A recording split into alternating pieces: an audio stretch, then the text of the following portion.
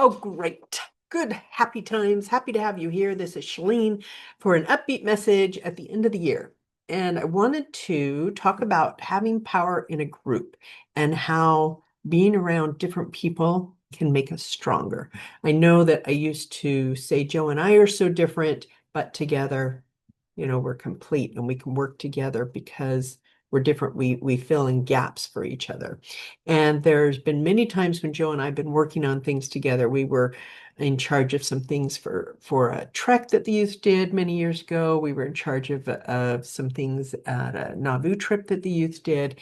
When we work together, it is amazing the synergy that happens. We start thinking about details and how this can go better. And well, Joe will say something and that'll prompt me to say something. And it just is amazing how when you're working together, things come together and work well. Now, two people working on the same goal can figure out better. Part of it's that brainstorming that happens when you have thinking going on. But I can remember working in PTA and having a group of PTA ladies together and having there be someone that was just kind of a left wheel that just kind of pulled the direction that you didn't want it to go. And it was very frustrating. And I remember thinking, golly, if I could just kind of kick that one off, we could do better. And I think I've grown in my wisdom and my experiences to realize that you just need to harness some of that difference and work together and make it better. So if I were in charge of committee, would I want, the same size cookie, same kind of cookie? Let's just have everybody the same so that we can all just get along and plan whatever we're going to plan.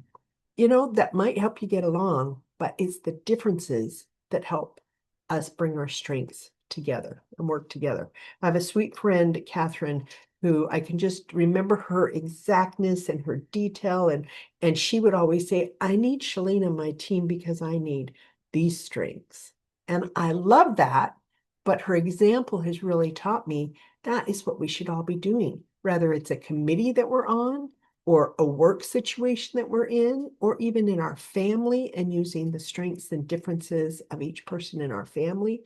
Let's take those strengths and work together. Henry Ford had a group of advisors to help him build an automobile. It wasn't just him. Thomas Edison had a whole army of engineers and scientists helping him. It wasn't just him. And then my notes say, even Jesus had 12 apostles. And I love to think of that because, he did. He had 12 apostles to help him with the work that he did while he was on the earth.